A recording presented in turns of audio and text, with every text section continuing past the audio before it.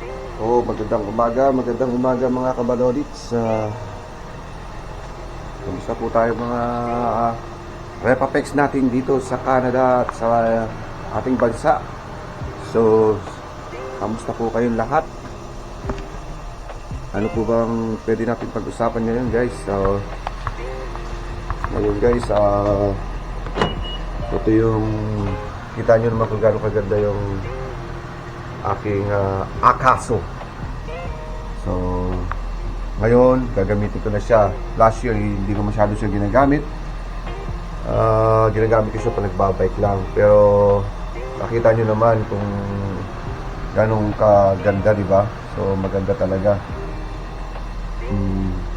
Well, ang GoPro maganda rin. Maganda naman talaga. Pero, medyo mahal nga lang. Hindi katulad itong Akaso. Affordable. So lalo sa mga bagong gustong mag camera o tawag dito guys, magpunta kung saan camping, yun. Ito guys, maganda rin to talaga. Ito lang. So yun nga guys. Kita nyo naman. See? Kung gaano maganda yan. Kamusta po kayo? So ang pag-usapan natin ngayon is malamig kami ngayon. Ito, pag-usapin natin ngayon guys yung magkano ba ginagastos ng mga student pag-apply ng student visa dito sa Canada. So, yun ang bagong content natin. So, kasi meron ka para magkaroon lang kayo ng idea kung magkano yung ginagastos pag apply ng student visa dito sa Canada. So very expensive guys. So yung relatives ko and then yung sister-in-law ko nag-apply na, meron na kami. So sasabihin ko sa inyo lahat kung magkano yung nagastos nila at ano yung mga process na pwede niyo gawin, kung makakabuti ba ay sa kukonsultan kayo or kayo na mismo yung mag-a-apply online. So yun yan. So tatalakayin natin mamaya. So pwede rin ngayon kung gusto nyo. So may oras pa naman. So yun nga. Ang pag-a-apply ng student visa dito isa talagang madugo. Napakahirap guys. So madugo na, magastos pa. So yun nga. Sa case nung cousin ko nung nag-apply siya, actually nandito siya, nagtatrabaho na siya. So natapos na yung school niya. So nakapasa siya. So ang ginagawa niya ngayon, nag-work na siya ngayon. So maganda yung swelduhan niya ngayon, mataas. At maganda rin yung trabaho niya. So hinihintay na lang niya. Meron na siyang dito sa Manitoba kasi siya meron na siyang awag dito nag-apply na siya ngayon ng permanent residence. So nag-consultant yung sister niya.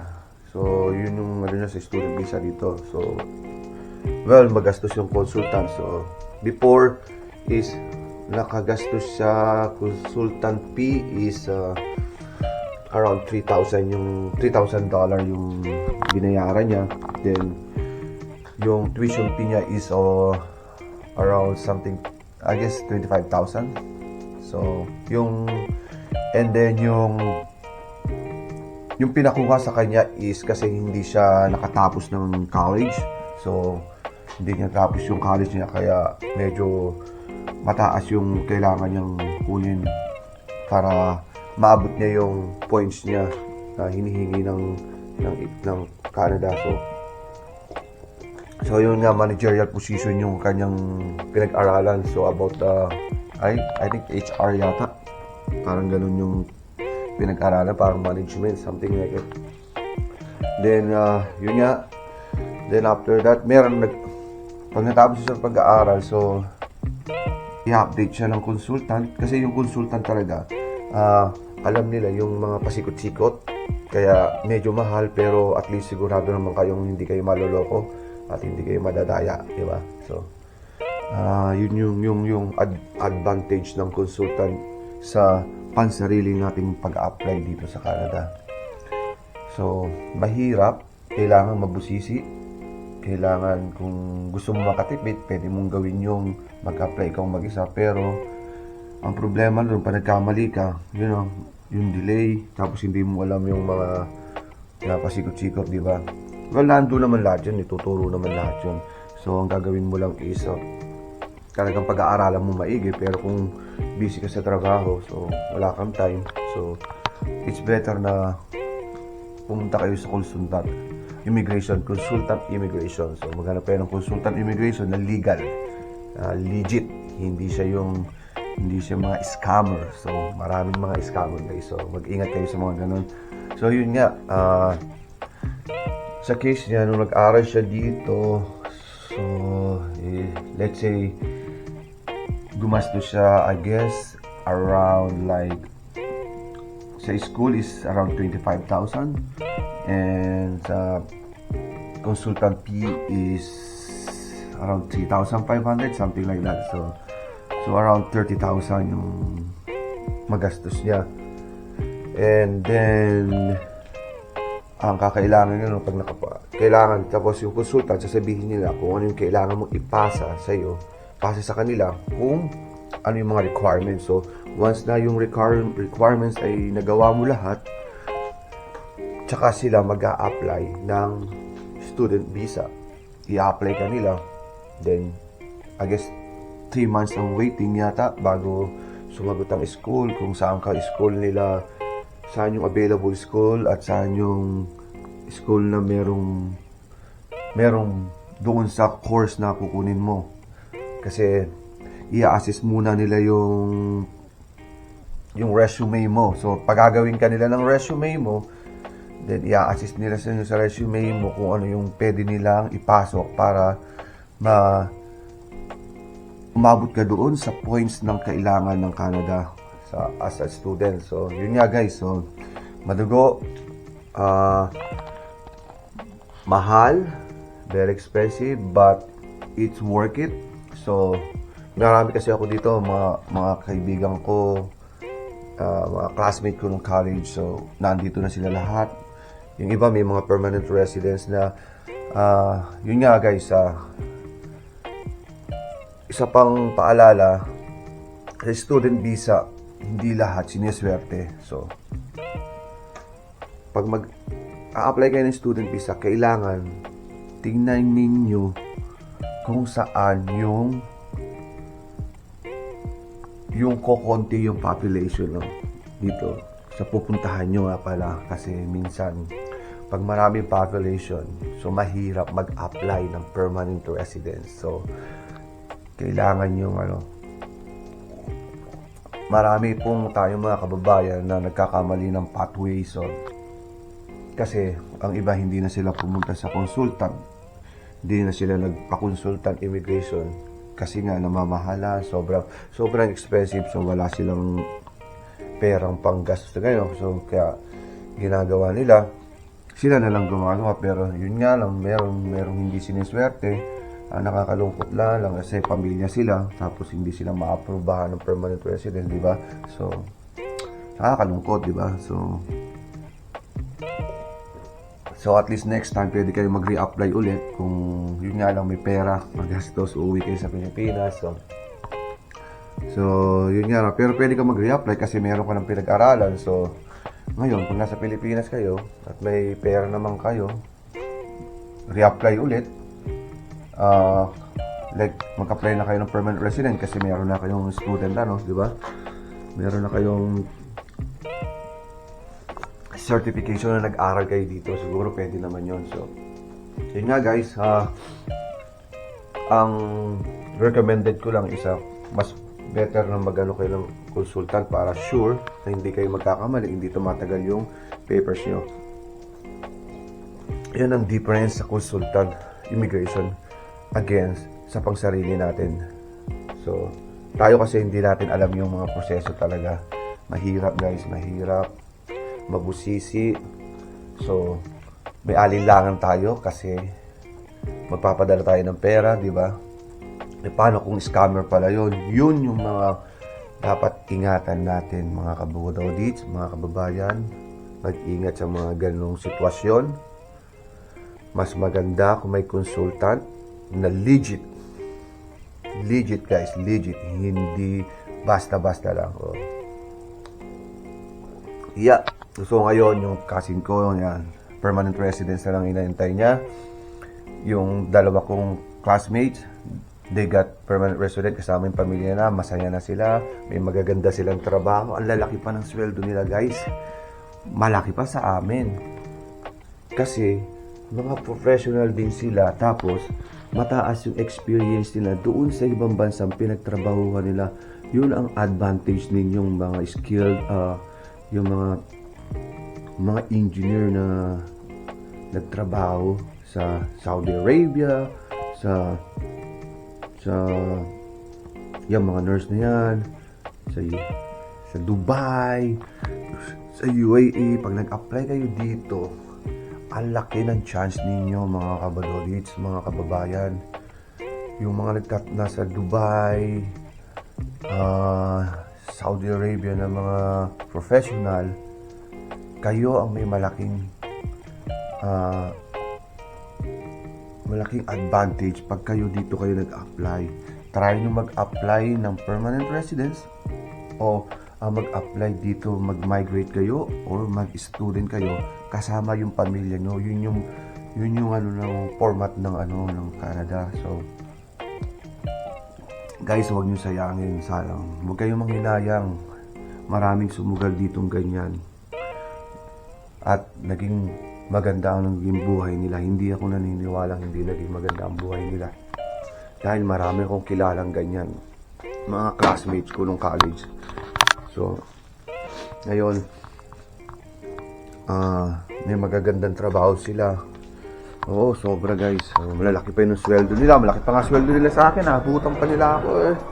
So, kaya ngayon guys, kaya wag kayong naniniwala na mahirap, uunahin yung mga anak niyo, ang pamilyado, kasi kung nasa Saudi lang kayo and then tapos pag natapos na yung kontrata niyo dyan, di ba? Pag natapos na yung kontrata ninyo, wala kayong mga insurance dito sa Canada, libre yung mga medical dito. Bakit oo, malaki nga yung sweldohan niyo dyan, pero yung pagtanda ninyo, pag nagkaedad na kayo, pag nagkasakit kayo, mauubos din yan, mga kabadoles. Okay lang sana kung may business kayo. Yun nga lang guys, yun lang yung masasabi ko sa inyo. Student, pag nag-apply kayo ng student dito, pamilya, kasama nyo yung asawa, yung isa sa inyo magtatrabaho. Pag na-approve kayo, yung isa mag-aaral, yung isa magtatrabaho. So yung magtatrabaho, after 6 months, pwede nang mag-apply ng permanent residence here, yung partner nyo na nagtatrabaho. Ganun ang diskarte dito sa student visa. Lalo pag pamilya, mas maganda ang pamilya na may mga anak. So, yun nga guys, yun lang yung masasabi ko. Yun lang ang mga dapat nyong gawin. At pinakamabilis, pumunta kayo dito sa Manitoba. Dahil 6 months lang, pwede na kayo mag-apply ng permanent compared to the other province. 1 year yata dito, 6 months lang. Then, ang bilis pa mabigyan ng permanent residence guys, compare sa ibang province. Mataas yung dito sa Manitoba, hindi mataas ang scoring system nila, ang hinihingi nila. Mababa dito, kaya maraming binibigyan dito permanent residence, ating mga kababayan. So, ayun nga guys, well, it depends guys sa mga sa mga apply nyo. So, doon sa sister-in-law ko naman guys, yung application nila student din, pero yung partner niya is yun yung magtatrabaho. So let's say pagka nagpunta kayo sa consultant, so magkaiba yung magkaiba guys yung niya, tawag dito, magkaiba yung consultant fee nila. So ang consultant fee nila is, let's say ang isang is 3,500. So yun yata yung sa estudyante. Then pag may partner ka is parang additional 3,000 again. So it's gonna be 6,500, something like that, guys. Yun yung consultant fee. So dalawa lang sila. So kung may anak kayo, so iba pa rin yun. May dagdag na naman. Ganun yung pag nag-a-apply ng student dito. So sobrang expensive. Talagang sa laki talaga ng perang gagastusin, guys. So yun nga. But it's really worth it naman, di ba? So yung pag nag-apply kayo ng student visa at family kayo, well, yun ang kagandahan doon, kasama ang pamilya mo. So mga anak mo makakapag-aral, tapos yung isa sa inyo magtatrabaho, yung isa mag-aaral. So at hindi basta aral-aral lang. Kailangan yung ipasa yung pag-aaral nyo. Pero alam mo, hindi mahirap mag-aral dito sa Canada. Napakadali. Hindi mahirap. Nag-aral ako dito pero hindi talaga mahirap. Marami kayong kaklase, iba-ibang nationality yung kaklase nyo. Yung iba nga hindi nga marunong mag-English eh. Sinasabi ko sa inyo yun. Maraming hindi marunong mag-English pero nakakapasa. Diba? Pinapasa nila kasi ang mahal ng tuition fee. So, pinapasa ng mga eskwelahan yun dito. Ganun sila. Hindi sila basta marunong nakakaintindi ka, nakakapagpasa ka ng mga projects. So, ipapasa ka nila dito. O, hindi sila nagbabagsak dito. To be honest yun. Parang hindi sila nagbabagsak. Yun yung observation ko dito sa eskwelahan dito. Hindi talaga sila nagbabagsak. Ewan ko kung bakit. Hindi ko alam. Bibigyan ka nila ng chance. Hindi ka talaga babagsak. Talaga nagbibigay sila ng chance, mga kabalorit. So, yun nga lang, guys. Mag-apply na kayo basta legit yung consultant immigration na pupuntahan nyo kasi mahirap. Talagang malaking pera. Milyon pesos. Syempre. So, yun pa lang. Let's say, pag family kayo, so then student, let's say depende po sa kung anong courses yung kukunin nyo at yung courses na ina-assist ng consultant immigration. Sila magsasabi kung anong dapat kunin kasi based doon sa